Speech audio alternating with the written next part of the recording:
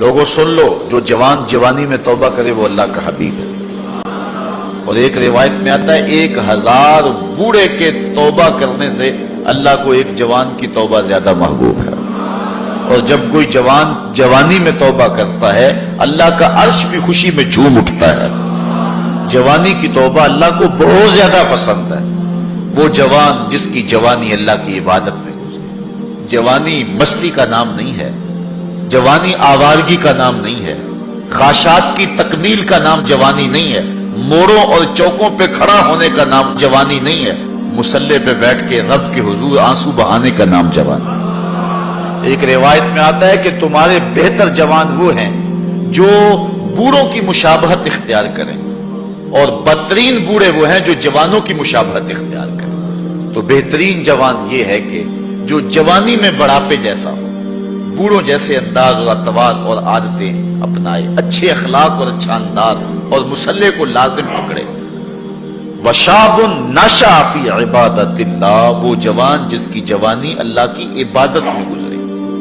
شب و روز، میں نے کل بھی کہا تھا کہ بڑھاپے کے اندر نیک اعمال کرنا بہت بڑی بات ہے، بہت بڑی سعادت ہے کہ بڑھاپے کے اندر نیک اعمال کیے جائیں، لیکن عبادت کا جو لطف جوانی میں ہے وہ بڑھاپے میں نہیں ہے۔ اللہ اکبر۔ اللہ تعالیٰ جل شانہ جوان کی توبہ کو پسند کرتا ہے، وہ جوان جو اللہ کی عبادت میں، وشاب نشأ فی عبادت اللہ، وہ جوان جس کی جوانی اللہ کی عبادت میں گزری۔ اب عبادت کا مفہوم بہت وسیع ہے۔ ویسے بہترین عبادت نماز ہے، بہترین عبادت الصلاۃ، نماز ہے، اور حضور نے اس کو اپنی آنکھوں کی ٹھنڈک قرار دیا۔ لیکن صرف عبادت کا مفہوم نماز تک ہی نہیں ہے، عبادت کا مفہوم بہت وسعت والا ہے۔ ساری زندگی اللہ کی رضا میں گزار دینا، اللہ کی مرضی کے مطابق زندگی گزار دینا، یہ عبادت ہے۔ اللہ اکبر۔ بعض نے کہا کہ بس اس کی رضا میں اپنے آپ کو گم کر دینا عبادت ہے۔ غلام کو عبد کہتے ہیں نا، اور عبد وہ ہوتا ہے جو اپنے آقا کی مرضی میں اپنی مرضی کو گم کرتا ہے۔ کوئی شخص کسی غلام کو خریدنے گیا نا منڈی میں، جب غلام بکتے تھے، فروخت ہوتے تھے، تو جا کے ایک غلام اس کو پسند آیا، تو اس نے جب اس کا سودا کیا تو غلام سے پوچھتا ہے تمہارا نام کیا ہے؟ تو غلام کہتا ہے میرا نام کوئی نہیں ہے، جو رکھیں گے وہی میرا نام ہوگا۔ جب غلام ہے تو پھر اس کی اپنی مرضی ختم ہوگی۔ تو ہم اللہ کے غلام ہیں، اللہ کے بندے ہیں، تو بندگی کا حق یہ ہے، اللہ اکبر، کہ ہم سر سے لے کر پاؤں تک اس کے ہو جائیں۔ تیرے ہندیاں سندیاں محبوبہ، میں کافر ہوا جے میں ہوا۔ اپنی ذات کو تو فنا کرنا ہے، اپنی ذات کو تو قربان کرنا ہے۔ وہ جوان جس کی جوانی کے حسین ایام، جس کی جوانی کے خوبصورت لمحے، جبکہ بانکپن تھا، جبکہ خواہشات کا ہجوم تھا، جبکہ تمنائیں اپنے عروج پہ تھی، لیکن اس نے سب کچھ اپنے رب کے لیے قربان کر دیا۔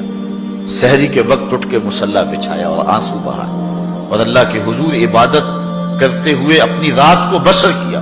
ایک روایت میں آتا ہے جو دن کا روزہ اور رات کی عبادت نہیں کرتا اس کو ایمان کی حلاوت ہی نصیب نہیں ہوتی۔ ایمان کی ایک حلاوت ہے، ایمان کی ایک مٹھاس ہے، ایمان کا ایک مزہ ہے، ایک سرور ہے۔ وہ کس کو نصیب ہوگا؟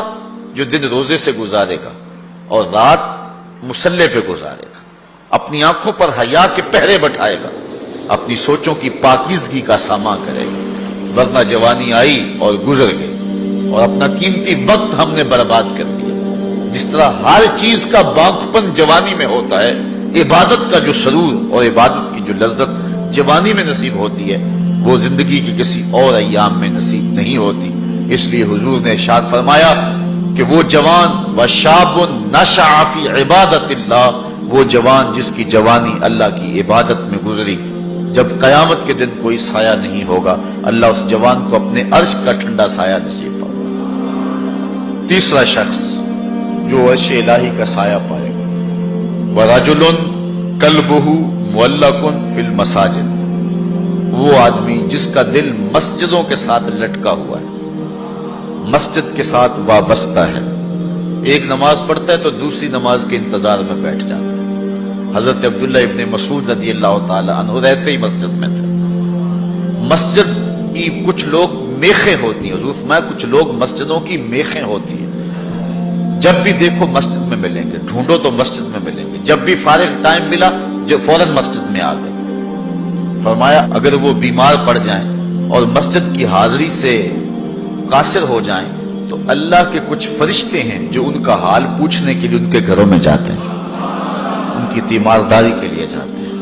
حکم ہے بازار میں دیر سے جاؤ اور جلدی واپس آ جاؤ، مسجد میں جلدی جاؤ اور دیر سے واپس آ جاؤ۔ المومن فی المسجد کالسمک فی الماء والمنافق فی المسجد کالطائر فی القفص۔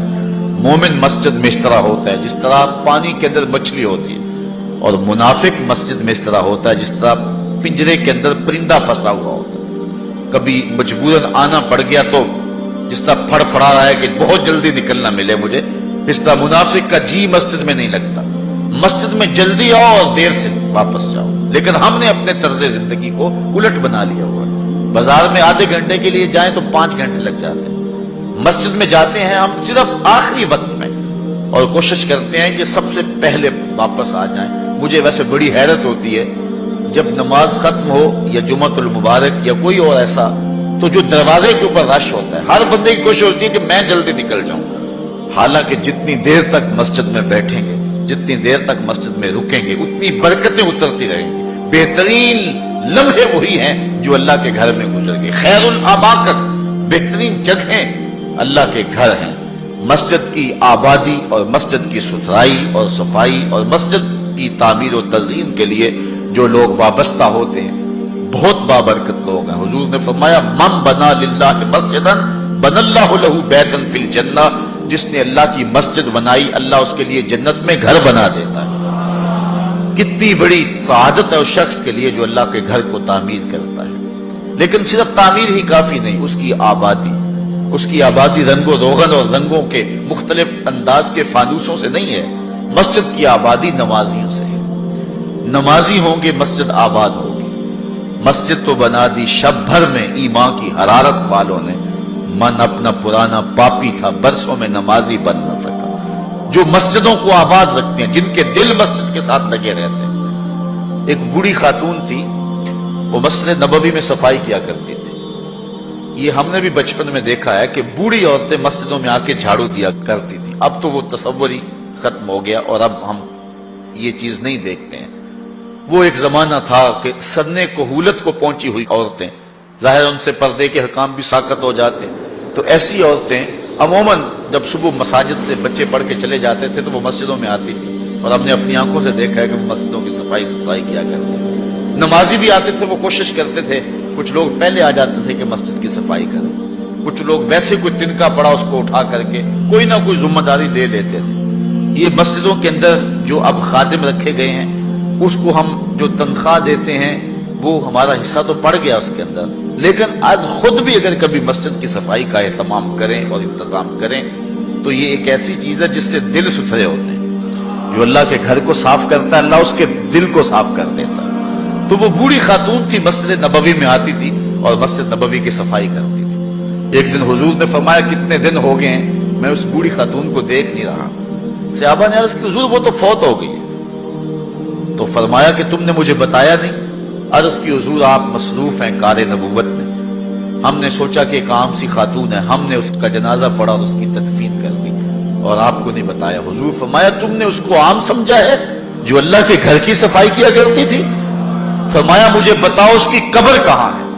صحابہ کو حضور نے ساتھ لیا اور اس کی قبر پر پہنچے اور وہاں جا کے حضور نے دعا مانگی۔ جو اللہ کے گھر کو صاف کرتی ہے اور اللہ کے گھر کی صفائی کرتی ہے، حضور علیہ السلام فرمایا وہ عام نہیں ہے، وہ سعادت مند خاتون ہے جس کو یہ سعادت نصیب ہوئی، یہ دولت نصیب ہوئی کہ اللہ کے گھر کو صاف کرتی ہے۔ تو فرمایا وَرَجُلٌ قَلْبُهُ مُعَلَّقٌ فِي الْمَسَاجِدِ، وہ آدمی جس کا دل مسجدوں میں لٹکا ہوا رہتا ہے، ایک نماز کے بعد دوسری نماز کا انتظار کرتے ہیں۔ ایک روایت میں میں نے کہیں پڑھا ہے کہ جب کوئی بندہ ایک نماز کے بعد دوسری نماز کا انتظار کرتا ہے اور مسجد میں بیٹھا رہتا ہے، اللہ فرشتوں کو کہتا ہے دیکھو میرا بندہ نماز پڑھ لیا پھر بھی نہیں جا رہا، دوسری نماز کے انتظار میں ہے، تم گواہ ہو جاؤ میں نے اپنے بندے کی مغفرت فرما دی۔ وَرَجُلٌ قَلْبُهُ مُعَلَّقٌ فِي الْمَسَاجِدِ، وہ آدمی جس کا دل مسجدوں کے ساتھ لٹکا ہوا ہے، مسجد کے ساتھ وابستہ ہوا ہے۔ چوتھا شخص وَرَجُلَانِ تَحَابَّا فِي اللَّهِ اجْتَمَعَا عَلَيْهِ وَتَفَرَّقَا إِلَيْهِ، دو آدمی جنہوں نے اللہ کی رضا کے لیے آپس میں پیار ڈالا ہے، ان کی محبت کا ذریعہ اللہ کی رضا تھی، جب وہ ملے تو اسی لیے ملے اور جب جدا ہوئے تو اسی لیے جدا ہوئے، ان کی محبت اللہ کی رضا کے لیے تھی۔ فرمایا قیامت کے دن جب کوئی سایہ نہیں ہوگا، ان دونوں کو اللہ اپنے عرش کا ٹھنڈا سایہ عطا کرے۔ ایک بندہ اپنے ایک دوست کو ملنے جا رہا ہے، دینی دوست، محبت پیار کا رشتہ اللہ اور اس کے رسول کی رضا کے لیے۔ حدیث میں آتا ہے کہ راستے میں بصورت انسان ایک فرشتہ اس کو ملا اور اسے پوچھتا ہے کہ کدھر جا رہے ہو؟ وہ کہتا ہے کہ میں فلاں بستی میں اپنے ایک دوست کو ملنے جا رہا ہوں۔ تو فرشتہ پوچھتا ہے تجھے اس سے کوئی حاجت ہے، کوئی کام ہے؟ وہ کہتا ہے مجھے کوئی کام نہیں۔ کہا کوئی احسان ہے جس کے بدلے میں جا رہے ہو؟ کہا کوئی احسان نہیں۔ کہا کوئی رشتہ داری ہے تیری اس کے ساتھ؟ اس نے کہا کوئی رشتہ داری نہیں۔ تو فرشتے نے بصورت انسان جو آیا ہوا تھا، حدیث میں آتا ہے، پوچھتا ہے کہ پھر کس لیے جا رہے ہو؟ کہا بس اللہ کے لیے جا رہا ہوں۔ تو فرشتے نے کہا کہ میں تیرے رب کا فرستادہ ہوں، مجھے رب نے بھیجا ہے، تو اللہ کی رضا کے لیے جا رہا ہے اس شخص کو ملنے کے لیے اور کوئی مقصد نہیں ہے، تو اللہ تعالیٰ نے تجھے بھی بخشا اور اسے بھی بخشا۔ جو اللہ کی رضا کے لیے اسی شخص سے دوستی رکھتا ہے۔ پیار کے اور بھی بہت سارے ذرائع، رشتہ داری سے صلہ رحمی، دودھ کا رشتہ، خون کا رشتہ، کاروباری روابط، سیاسی روابط، غرض کے رشتے، بہت کچھ ہے، لیکن جب کسی سے ملاقات ہو، جب کسی سے تعلق قائم ہو تو وہ اللہ کے لیے۔ الحب للہ والبغض للہ، میرے پیار کا سبب بھی اللہ اور میرے کسی سے دشمنی کا سبب بھی اللہ۔ جب اللہ کی رضا کے لیے دو شخص آپس میں پیار کرتے ہیں تو حضور علیہ السلام فرماتے ہیں وہ اتنے خوش نصیب لوگ ہیں کہ قیامت کے دن جب سورج 1.25 میل پہ ہوگا اور کوئی جو ہے وہ سایہ نہیں ہوگا، فرمایا حضور نے کہ اللہ ان کو اپنے عرش کا ٹھنڈا سایہ عطا فرمائے۔ اتنی بڑی سعادت ان کو نصیب ہوگی جن کی رضا کا معیار اور جن کی جو ہے وہ محبت اللہ اور اس کے رسول کے لیے ہے، اور معیار ان کا یہی ہے، الحب للہ والبغض للہ۔ پانچواں شخص جس کے بارے میں حضور نے فرمایا کہ وہ جنت کا سایہ پائے گا، وَرَجُلٌ دَعَتْهُ امْرَأَةٌ ذَاتُ مَنْصِبٍ وَجَمَالٍ فَقَالَ إِنِّي أَخَافُ اللَّهَ، ایک روایت میں ذات حسب وجمال فقال إِنِّي أَخَافُ اللَّهَ، وہ شخص جس کو کسی عورت نے دعوت گناہ دی اور وہ عورت ذات منصب وجمال، منصب اور جمال کی مالکہ تھی، صاحب اسب و نسب بھی تھی اور خوبصورت بھی تھی۔ اس نے عورت نے مرد کو لبھایا اور اپنے جال میں پھانسنا چاہا۔ اب جب قدموں میں حسن خود بچ رہا، پھر اپنے جذبات پہ قابو کون رکھے؟ لیکن اس جوان نے، اس شخص نے اس کی اس بات کے جواب میں کہا انی اخاف اللہ، تیری بات تو مان لیتا لیکن کیا کروں، رب سے ڈر لگتا ہے، اللہ کا خوف مجھے آتا ہے۔ حضور فرمایا وہ شخص جس نے یہ کہہ کے قدموں میں بچتے ہوئے حسن کی اس پیشکش کو مسترد کر دیا، کل قیامت کے دن جب کوئی سایہ نہیں ہوگا اللہ اسے اپنے عرش کا ٹھنڈا سایہ عطا فرمائے۔ جس طرح ایمان کی ایک حلاوت ہے، اعمال کی بھی ایک حلاوت ہے، ایک مزہ، ایک مٹھاس، لطف ہے، نیکی کی ایک حلاوت ہے، ایک سرور ہے نیکی کا جو ایک مومن پاتا ہے۔ نماز کا اپنا مزہ ہے، روزے کا اپنا سرور ہے، حج کا اپنا ایک مزہ ہے، زکوٰۃ دینے کا اپنا مزہ ہے، ظاہر دو تو لطف اپنا ہے، مخفی دو تو اس کا مزہ اپنا ہے۔ اسی طرح باقی اعمال صالحہ کا پھر مختلف مواقع پر ان اعمال کی ایک حلاوت ہے، ایک مٹھاس ہے۔ گھر میں نماز پڑھو تو اس کی مٹھاس اپنی ہے، مسجد میں پڑھو تو اس کا سرور اپنا ہے، جامع مسجد میں پڑھو تو اس کا لطف اپنا ہے، اور اگر سین حرم میں نماز پڑھنے کا موقع مل جائے اس کا مزہ اپنا ہے، اور گنبد خضرا کی قربت میں نماز پڑھنے کا مزہ مل جائے، ریاض الجنہ میں لمحے مل جائیں تو اس کا لطف اپنا ہے۔ اس طرح روزے کا اپنا مزہ ہے، روزہ رکھنے کا لطف اپنا ہے، روزہ کھولنے کا مزہ اپنا ہے۔ بچوں میں بیٹھ کے کھولو روزہ تو اس کا بھی اپنا سرور ہے، مسجد میں بیٹھ کے دوستوں میں بیٹھ کے روزہ کھولو تو اس کا مزہ اپنا ہے، کسی اللہ والے کی صحبت اور اس کے قدموں میں بیٹھ کے روزہ کھولیں اور اس کا مزہ اپنا ہے، اور اگر روزہ کھولنے کے لیے مسجد نبوی کا صحن مل جائے تو اس کا سرور پھر اپنا ہے، اس کا مزہ پھر اپنا ہے۔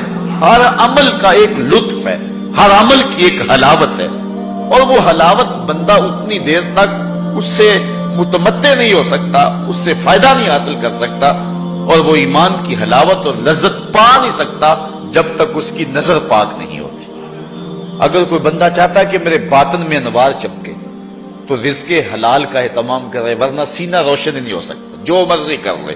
اگر رزق پاک نہیں ہے تو سینے میں روشنی نہیں آ سکتی، اور اگر نظر پاک نہیں ہے تو عبادت کی حلاوت نہیں مل سکتی۔ نماز پڑھتا ہے، سجدہ کر رہا ہے، قیام کرتا ہے، بس ایک مشق کر رہا ہے، لیکن اس کی ایک حلاوت ہے، اس کا ایک سرور ہے، اس کی ایک لذت ہے، اس کا ایک کیف ہے جو مومن کے سینے کے اندر جو ہے وہ چھا جاتا ہے۔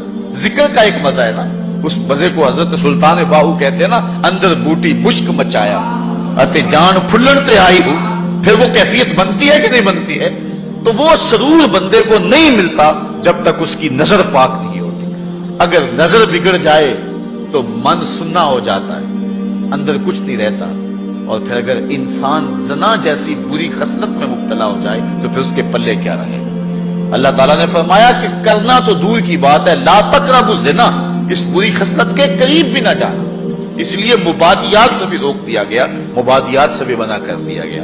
تو فرمایا جس شخص کو کسی عورت نے دعوت گناہ دی، اس طرح کسی عورت کو کسی مرد نے دعوت گناہ دی، اور اس عورت نے اپنی عصمت اور اپنی آبرو کی حفاظت کی، اور اس کو کہا پیچھے ہٹ جا، مجھے اپنے رب سے ڈر لگتا ہے، اور اسی طرح کسی مرد کو کسی عورت نے دعوت گناہ دی، اس نے کہا فقال انی اخاف اللہ، میں اللہ سے ڈرتا ہوں۔ اللہ اکبر۔ تو حضور فرمایا اس کو یہ اعزاز ملے گا۔ امام یافعی نے روض الریاحین کے اندر لکھا ہے کہ ایک نوجوان کپڑے کی دکان پہ کام کرتا تھا، اور تھا بڑا پارسا اور بڑا خوبصورت، دل کا بھی ستھرا تھا، ظاہر کا بھی ستھرا تھا، من بھی سونا تھا اور تن بھی سونا تھا، بڑا خوبصورت تھا۔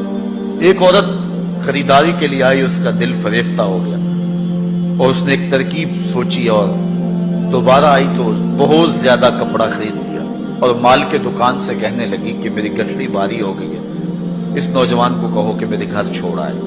مالک اس عورت کی نیت سے آگاہ نہ ہو سکا، اور اس نوجوان کو اس کے ساتھ بھیج دیا۔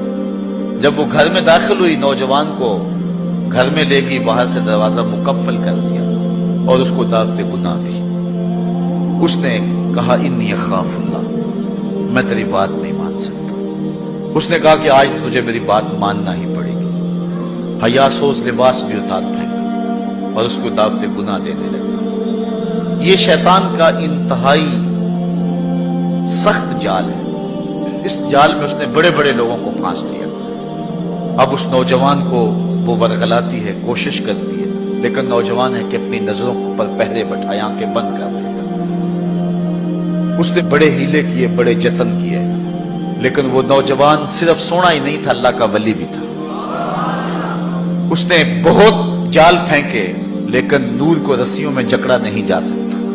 خیر، وہ نوجوان کے دل میں بات آئی کہ شیطان کا یہ جال انتہائی خطرناک جال ہے، ابھی تک تو بچتا آ رہا ہوں، ہو سکتا ہوں کہ ابھی اس کے جال میں پھنس جاؤں۔ اس نے کہا کہ مجھے باتھ روم میں جانے دو، پھر میں آ کے تمہیں بتاتا ہوں۔ وہ اندر چلا گیا، پاخانہ کیا، اپنے ہاتھوں پہ کر کے پورے بدن پہ مل لیا، اور اسی حالت میں جب باہر آیا تو بدن سے بدبو اٹھ رہی تھی، عورت کا سارا نشہ اتر گیا۔ دروازہ کھول دیا، اس نے کہا چلا جا، تو کوئی دیوانہ اور مجنون شخص ہے۔ جب وہ دروازے سے باہر نکل رہا تھا، دل ہی دل میں اللہ کا شکر ادا کر رہا تھا، مالک میرا تن گندا ہو گیا، من تو ستھرا رہا۔ کائنات کا سب سے حسین چہرہ وہ ہے جو جنسی کالک سے محفوظ رہے۔ امام یافعی لکھتے ہیں کہ باہر پھر ایک چشمہ تھا، وہاں جا کے اس نے غسل کیا، اور جب تک وہ زندہ رہا اس کے جسم سے مشک و عنبر کی خوشبو آتی رہی۔ اب جب وہ فوت ہو گیا، لوگوں نے دفن کر دیا، یہ خوشبو اس کی قبر کی مٹی سے بھی آیا کرتی تھی۔ یہ اعزاز دیا اللہ نے، اس کو یہ تکریم دی۔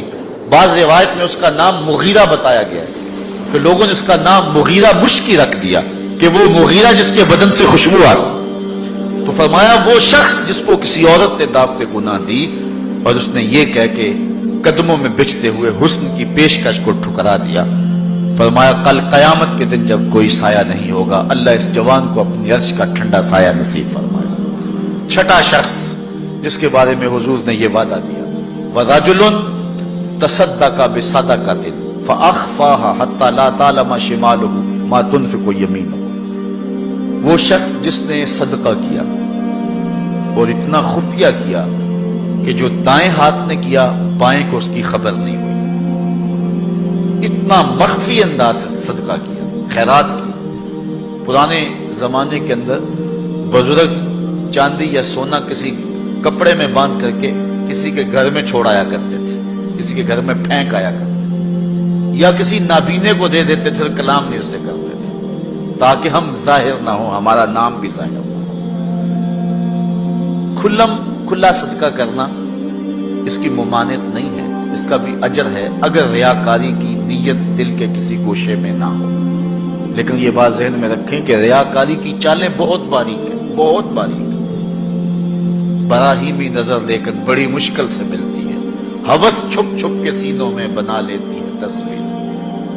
جو ریاکاری کی چالیں ہیں وہ کالے پتھر پر کالے رنگ کی چیونٹی چلے تو جس طرح وہ نظر نہیں آتی ہے، اس طرح ریاکاری کی چالیں بھی اتنی ہی باریک ہیں، بہت باریک ہیں. تو انسان کے اندر ریاکاری پیدا ہو جاتی. اگر ریاکاری سے بچے، اس کی نیت میں خلوص ہو، للہیت ہو، تو پھر کھلا صدقہ دینا بھی اجر و ثواب کا باعث ہے. جس طرح کہ آقا کریم علیہ السلام نے جہاد کے لیے فنڈ مانگا تو ایک صحابی نے جو ہے وہ عرض کیا کہ حضور میں اتنا پیش کرتا ہوں. اس نے پیش کیا تو اس کے دیکھا دیکھی باقی لوگ بھی جو ہے وہ اٹھ کھڑے ہوئے اور پیش کرنے لگے. تو حضور نے اس موقع پہ ارشاد فرمایا تھا من سنّا فی الاسلام سنتاً حسنہ فلہ اجرھا. جس نے اسلام میں کوئی اچھا طریقہ رائج کیا تو اب اس کے دیکھا دیکھی جو بھی وہ کام کرتے رہیں گے اس کا اجر اس پہلے شخص کو نصیب ہوتا رہے گا. اگر نیت یہ ہے کہ میرے دیکھا دیکھی لوگ کریں گے تو پھر جو ہے وہ یہ خلوص والی نیت ہے، اس میں کھلا کرنے میں کوئی قباحت نہیں. میں کہتا ہوں کہ دو طرح کے لوگ ہوتے ہیں. یہ فنڈز چندہ وغیرہ جو طلب کیا جاتا ہے، ایک ہے کوئی شخص کسی کو ذاتی طور پہ دے تو وہاں مخفی دینا بہتر ہے. کسی شخص کی ذاتی آپ مدد کرنی ہے تو وہاں یہ ہے کہ جو دائیں نے خرچ کیا بائیں کو اس کی خبر نہ ہونے پائے، کیونکہ اس سے کسی شخص کی عزت نفس مجروح ہونے کا اندیشہ ہے. لیکن جو اجتماعی مسائل ہیں جس میں کسی کی عزت نفس مجروح ہونے کا اندیشہ نہیں ہے تو وہاں آپ کھلا اس نیت سے کریں کہ باقیوں کو بھی ترغیب ہو جائے تو اس میں کوئی قباحت نہیں ہے. مثال کے طور پہ مسجد کے لیے فنڈ طلب کیا جا رہا ہے، کسی دارالعلوم کے لیے طلب کیا جا رہا ہے، آج کل یہ زلزلہ اور سیلاب زدگان کے لیے فنڈ طلب کیے جا رہے ہیں، تو اس میں اگر آپ کھلا دیں تاکہ باقیوں کو بھی ترغیب ہو، یا آپ 10 آدمیوں کو بتائیں یار میں نے اتنا کیا آپ بھی کریں لہذا ہم یہ کام کر لیں، تو اس میں قباحت نہیں ہے نیت کے اخلاص کے ساتھ. نیت بگڑ گئی وہ تو مخفی بھی کیا وہ بھی خراب. تو بات یہ ہے کہ صدقہ ظاہر کیا جائے یا صدقہ مخفی کیا جائے، دونوں بابرکت ہیں، لیکن ان میں افضل یہ ہے کہ انسان مخفی کرے. اور حضور فرماتے ہیں وَرَجُلٌ تَصَدَّقَ بِصَدَقَةٍ فَأَخْفَاهَا، کہ وہ شخص جس نے صدقہ کیا اور صدقہ اتنا مخفی کیا حتی لا تعلم شمالہ ما تنفق یمینہ، جو دائیں نے کیا بائیں کو اس کا پتہ نہ چلا. دائیں ہاتھ کے صدقے کا بائیں ہاتھ کو پتہ نہ چلا، اس کو خبر نہ ہوئی. کتنا بڑا اعزاز حضور نے شخص کے لیے مقرر فرمایا کہ کل قیامت کے دن جب کوئی سایہ نہیں ہوگا اس صدقہ کرنے والے کو اللہ عرش کا ٹھنڈا سایہ دے گا. اللہ کی راہ میں خیرات کرتے رہنا چاہیے، اور صدقہ دینے سے مال گھٹتا نہیں ہے، مال بڑھتا ہے. میں اس کی ایک مثال دیا کرتا ہوں کہ پرانے زمانے کے اندر کنویں ہوتے تھے، اب تو ٹیوب ویل آ گئے، ہینڈ پمپ آ گئے اور بہت کچھ آ گیا زمین سے پانی نکلوانے کے لیے. لیکن اس وقت کنویں میں ڈول ڈال کر کے جو ہے وہ پانی نکالا کرتے تھے.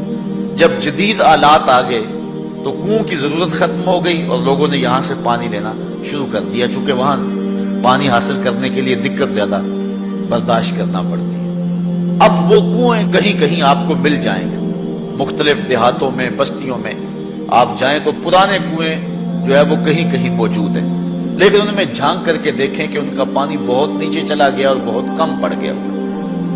ان کنووں کو کسی نے بند نہیں کیا، لیکن اب پانی کہاں غائب ہو گیا؟ اصل بات یہ ہے کہ جب کنویں اپنا فیض باہر دیتے تھے اللہ نیچے سے پانی بھی انہیں دیتا تھا، جب ان کنووں نے پانی دینا چھوڑ دیا نیچے سے جو سوتے پھوٹتے تھے وہ بھی خشک ہو گئے۔ جو راہ خدا میں خرچ کرتا رہتا ہے اللہ اس کو عطا فرماتا رہتا ہے۔ شیطان کہتا ہے کہ خرچ کرو گے تو کم ہو جائے گا، لیکن رب کہتا ہے خرچ کرو گے میں وعدہ دیتا ہوں کہ بڑھ جائے گا۔ اب اللہ پر اگر کسی شخص کا پختہ یقین ہے، پختہ یقین، تو پھر جو ہے وہ اس کو خرچ کرتے ہوئے یہ احساس کبھی نہیں ہوگا کہ اس سے میرا مال کم ہو رہا ہے، صدقے سے میرا مال کم ہو رہا ہے، ایسا ہو نہیں سکتا اگر پختہ یقین ہے۔ حضرت رابعہ بصریہ سلام اللہ علیہا بہت سخیہ تھیں، اور آپ کے ڈیرے پہ خانقاہ پہ لوگوں کا آنا جانا رہتا تھا، ان کو کھانا بھی کھلاتے تھے، اور درویشوں فقیروں کا مزاج ہی ہے کہ لوگ آئیں اور کھاتے جائیں۔ بابا بلے شاہ فرماتے ہیں ایٹو کھڑک کے دکڑ وجے تتا ہوئے چلا، آن فقیر کھا کھا جاون راضی ہوئے بلا۔ حضرت غوث اعظم سیدنا شیخ عبد القادر جیلانی علیہ رحمہ فرماتے ہیں آدھی فقیری جو ہے وہ خدمت خلق ہے، بھوکوں کو کھانا کھلانا اور ننگوں کو لباس پہنانا، آدھا فقر یہ ہے، آدھی فقیری یہ ہے۔ کسی نے کسی درویش سے پوچھا کہ فقیری کیا ہے؟ کہا فقیری خدمت خلق کا نام ہے، یہ گدڑی اور دلک کا نام نہیں ہے، یہ فقیری خدمت خلق کا نام ہے۔ تو حضرت رابعہ بصری کہ ہاں مہمانوں کا آنا جانا رہتا تھا۔ ایک دن خادمہ نے بتایا کہ 5-6 مہمان آ گئے اور صرف دسترخوان پر ایک ہی روٹی ہے، گھر کے اندر باورچی خانے میں صرف ایک ہی روٹی ہے۔ کہا جاؤ اس کو بھی اللہ کی راہ میں خیرات کر دو۔ اب عقل تو یہی کہتی ہے کہ روٹی ہے کچھ اور کہیں سے مہیا کی جائے اور مہمان نوازی کی جائے، لیکن یہاں اذعان دیکھیے، یقین دیکھیے۔ حضرت رابعہ بصریہ نے کہا کہ اس کو خیرات کر دو۔ خادمہ نے خیرات کر دیا، مہمان بیٹھے ہوئے، کوئی اور شے ہے نہیں، دروازے پر دستک ہوئی، پوچھا من علی الباب، دروازے پر کون؟ کہا فلاں کا فرستادہ غلام، میرے آقا نے آپ کے لیے بھیجا اور یہ کھانا دیا ہے۔ خادمہ نے کھانا وصول کیا، حضرت رابعہ کو کہا یہ کسی نے کھانا بھیجا۔ آپ نے کپڑا اٹھایا، گنا تو 5 روٹیاں تھیں۔ کہا یہ کھانا ہمارا نہیں، اس کے آقا نے کسی اور گھر بھیجا ہوگا، غلطی سے ہمارے گھر یہ آ گیا، کھانا واپس کر دیا۔ تھوڑے لمحے گزرے تھے، پھر دروازے پہ دستک ہوئی، کہا من دق الباب، دروازہ کس نے کھٹکھٹایا؟ کہا فلاں آقا کا بھیجا ہوا غلام ہوں، میرے آقا نے آپ کے لیے کھانا بھیجا۔ خادمہ نے وصول کیا، حضرت رابعہ کے سامنے رکھا، کپڑا اٹھایا، گنا تو 7 روٹیاں۔ کہا اس کے آقا نے کسی اور گھر بھیجا ہوگا، یہ بھی غلطی سے ہمارے گھر آ گیا، کھانا واپس کر دیا۔ پھر دروازے پہ دستک ہوئی، پوچھا من علی الباب، دروازے پر کون؟ کہا فلاں آقا کا بھیجا ہوا غلام ہوں، میرے آقا نے آپ کے لیے کھانا بھیجا ہے، اور کہا حضرت رابعہ کو دے کے ہی آنا۔ خادمہ نے وصول کیا، حضرت رابعہ کپڑا اٹھایا، گنا تو 10 روٹیاں تھیں۔ کہا ہاں یہ کھانا ہمارا ہے۔ کہا پہلے 2 بھی تو کہتے تھے آپ کا ہے، آپ نے انکار کر دیا۔ کہا میرے رب کا وعدہ ہے جو 1 دے میں 10 دیتا ہوں۔ پہلے 5 تھی پھر 7 تھی، میں نے کہا مالک 10 پوری کرے گا تو تیری بندی وصول کرے گا۔ آپ کا اکاؤنٹنٹ آپ کو بتائے گا کہ اتنے پیسے اتنوں سے خرچ کر دیں گے تو اتنے کم ہو جائیں گے، کیلکولیٹر سے حساب کریں، وہ کہے گا اتنے تو اتنے کم ہو جائیں گے۔ شیطان کہتا ہے تمہارا رزق کم ہو جائے گا، لیکن تمہارا رب تمہیں بخشش، مغفرت اور رزق کی فراخی کا وعدہ دیتا ہے۔ وہ کہتا ہے تمہیں 1 دانہ زمین کے اندر بوتے ہو تو پھر دیکھو کتنی بالیاں نکلتی، بویا 1 نکلے 700۔ کہا جو رب 1 کو 700 بنا دیتا ہے تمہارے دیے کو کئی گنا نہیں بنا سکتا، اس لیے اس کی راہ میں خیرات کرو، پھر دیکھنا تمہارا مال کیسے بڑھتا چلا جاتا۔ اللہ اکبر۔ تو کہا وہ شخص جس نے صدقہ دیا اور اتنا مخفی دیا کہ جو دائیں نے خرچ کیا بائیں کو اس کی خبر نہ ہو۔ اور 7واں شخص، خوش نصیب شخص، اللہ ہمارے اندر یہ سارے وصف پیدا کرتے ہیں۔ اللہ اکبر۔ ایک شخص نے اپنی بیوی کو طلاق دے دی، یہ دیکھیے یقین علماء کا، ہمارے بزرگوں کا، اپنی بیوی کو طلاق دے دی، اور طلاق کن لفظوں سے دی کہ اگر میں جنتی نہیں ہوں تو تجھے طلاق ہے، اگر میں جنتی نہیں ہوں تو تجھے طلاق ہے۔ تو اب علماء سے پوچھا کہ طلاق ہوئی ہے یا نہیں ہوئی؟ علماء کہنے لگے ہم نہیں بتا سکتے، چونکہ طلاق کو معلق کیا گیا، تو اب ہمیں تو نہیں پتا کہ تو جنتی ہے یا نہیں ہے، اب ہم اس کے بارے میں کوئی رائے نہیں دے سکتے۔ قاضی ابو یوسف علیہ رحمہ، امام اعظم امام ابو حنیفہ کے شاگرد، ان کے پاس مسئلہ گیا، آپ نے شخص کو بلایا، کہا کبھی ایسا ہوا ہے کہ کسی عورت نے تجھے دعوت گناہ دی ہو اور تو نے کہا ہو میں اللہ سے ڈرتا ہوں؟ اس نے کہا ہاں ایک مرتبہ زندگی نہیں ہوا۔ کہا تیری بیوی کو پھر کوئی طلاق نہیں، اس لیے کہ حضور نے فرمایا ہے کہ وہ شخص جس کو کسی عورت نے دعوت گناہ دی اور اس نے کہا میں اللہ سے ڈرتا ہوں، فرمایا کل قیامت کے دن جب کوئی سایہ نہیں ہوگا یہ بندہ عرش کا سایہ پائے گا۔ تو کہا پھر پکی بات ہے کہ تو جنتی ہے، تو جہنم میں جا ہی نہیں سکتا چونکہ یہ رسول اللہ کا وعدہ ہے۔ اللہ اکبر! تو اتنا یقین تھا ان باتوں پہ ہمارے بزرگوں کو، اس لیے کہا یہ حضور کی حدیث ہے، اگر یہ بات ہے تو کوئی طلاق نہیں ہوئی۔ قاضی ابو یوسف نے فتویٰ دیا۔ تو یہ دعا کریں کہ اللہ تعالیٰ یہ 7 اشخاص کے جو اوصاف ہیں جن کے بارے میں وعدہ جنت ہے، اللہ تعالیٰ ہم سب کو نصیب فرمائے۔ نظر کی حفاظت کی توفیق دے، خیالوں کو پاکیزگی دے دے۔ میں ایک شخص کو جانتا ہوں جس کو دعوت گناہ دی گئی لیکن اس نے اپنی آبرو کی حفاظت کی، رات کو سویا تو حضرت میاں میر علیہ الرحمہ خواب میں ملے۔ اللہ اکبر! اور آپ نے فرمایا تجھے مبارک ہو، تو نے سنت یوسفی ادا کی ہے۔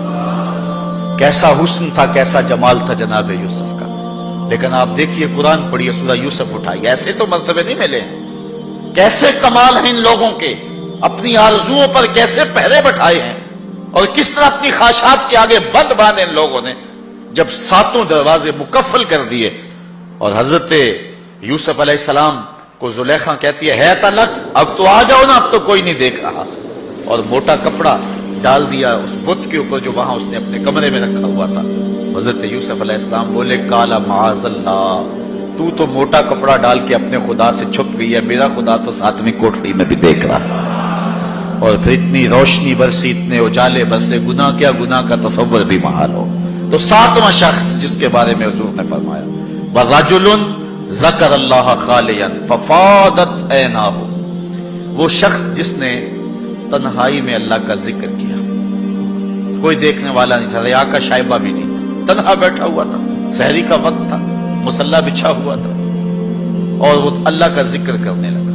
پھر ذکر کا سرور من میں اترنے لگا۔ پھر کیا ہوا؟ فَفَاضَتْ عَيْنَاهُ، خوف خدا کی وجہ سے اس کی آنکھ میں آنسو آ گئے، اللہ کی یاد میں، اللہ کے ذکر میں رونے لگا۔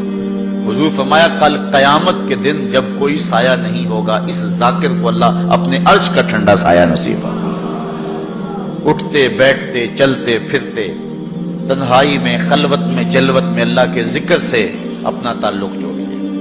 اللہ کا ذکر دلوں کے لیے جلا کا باعث ہے۔ لِكُلِّ شَيْءٍ سِقَالَةٌ وَسِقَالَةُ الْقُلُوبِ ذِكْرُ اللَّهِ، حضور فرمایا ہر شے کا زنگ دور کرنے کے لیے کچھ نہ کچھ بنایا گیا ہے، دلوں کا زنگ اللہ کی یاد سے دور۔